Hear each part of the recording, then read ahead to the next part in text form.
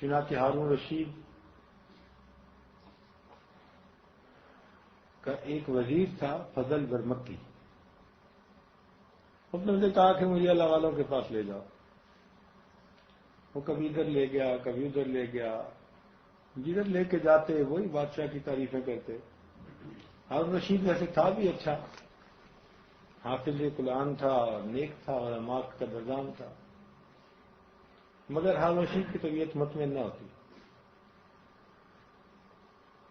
پھر اس نے ایک دن کہا کہ مجھے فضل کسی ایسے کے پاس لے جاؤ کہ میرا دل مطمئن ہو جائے. وہ سفیان ثوری رحمۃ اللہ کے پاس لے آیا. سفیان ثوری رحمۃ اللہ علیہ کو اللہ نے بہت استغنا دیا تھا. چنانچہ جب بادشاہ آیا تو دروازہ بند تھا. دستک دی گئی تو سفیان ثوری رحمۃ اللہ نے پوچھا کون؟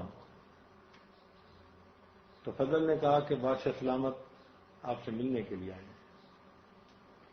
انہوں نے دروازہ کھولنے کی بجائے پوچھا کہ ہم فقیروں سے بادشاہ کو کیا کام؟ بادشاہ جائے اپنی شاہی کرے، ہم فقیروں کو ہمارے حال پہ چھوڑ دیں.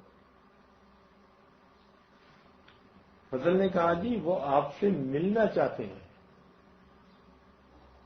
تو انہوں نے دروازہ کھولے بغیر اندر سے کہا کہ میں جو اسے نہیں ملنا چاہتا کیوں دروازہ کھولوں؟ بھائی وہ ملنا چاہتے ہیں نا، تو میرے اوپر لازم تو نہیں کہ میں بھی ملوں. میں نہیں ملنا چاہتا، کیوں میری خلوت میں کوئی مخل ہوتا ہے؟ اس پر فضل نے کہا کہ کیا امیر المومنین کا راستہ آپ روکیں گے؟ نہیں ملیں گے، آپ نے بیعت کی ہوئی ہے. انہوں نے کہا اگر آپ دروازہ کھولیں گے تو میں روکوں گا نہیں. تو فضل نے دروازہ کھولا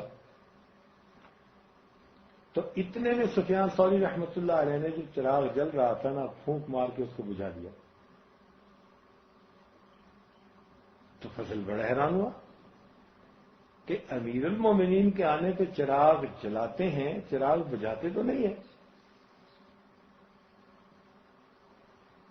تو آگے سے سفیان ثوری رحمۃ اللہ نے جواب دیا کہ ظلم کی زندگی گزارنے والے شخص کا میں چہرہ بھی نہیں دیکھنا چاہتا. ظلم کی زندگی گزارنے والے شخص کا میں چہرہ بھی نہیں دیکھ سکتا.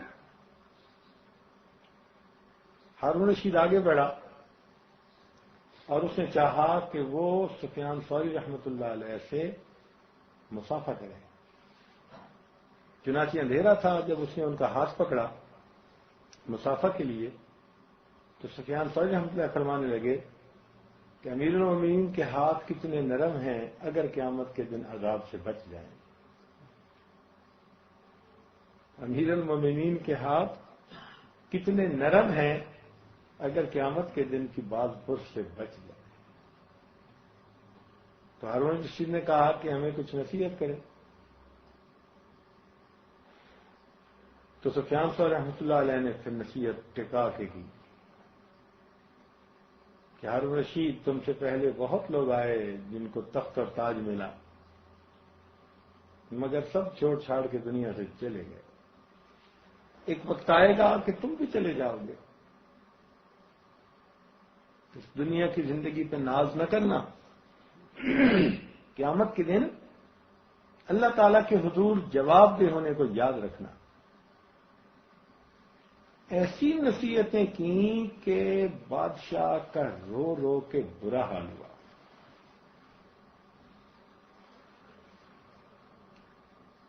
فضل نے کہا کہ آپ نے تو امیر المومنین کو بہت رلا دیا. تو سفیان ثوری رحمۃ اللہ فرمانے لگے کہ میں نے تو انہیں آئینہ دکھا دیا.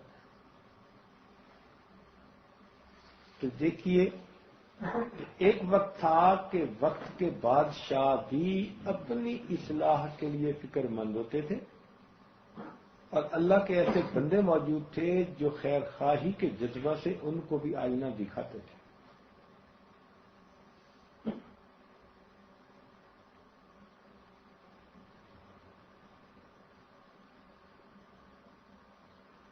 واپس آتے ہوئے بادشاہ نے ایک تھیلی پیش کی. جس میں دینار بھرے ہوئے تھے، اور فضل کو کہا کہ بھئی یہ دے دو تاکہ یہ اس کو اپنے استعمال میں لائیں، قرض اخراجات پورے کر لیں۔ اس پر سفیان صاحب رحمۃ اللہ نے کہا کہ بادشاہ سلامت، افسوس آپ نے میری بات نہ سمجھی، میں آپ کو دنیا سے پیچھے ہٹا رہا ہوں اور آپ دنیا میری گود میں ڈال رہے ہیں۔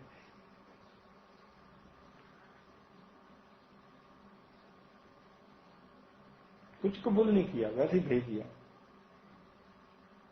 تو اور رشید باہر نکل کر کہنے لگا، فضل مجھے ہمیشہ ایسے بندوں کے پاس لایا کر،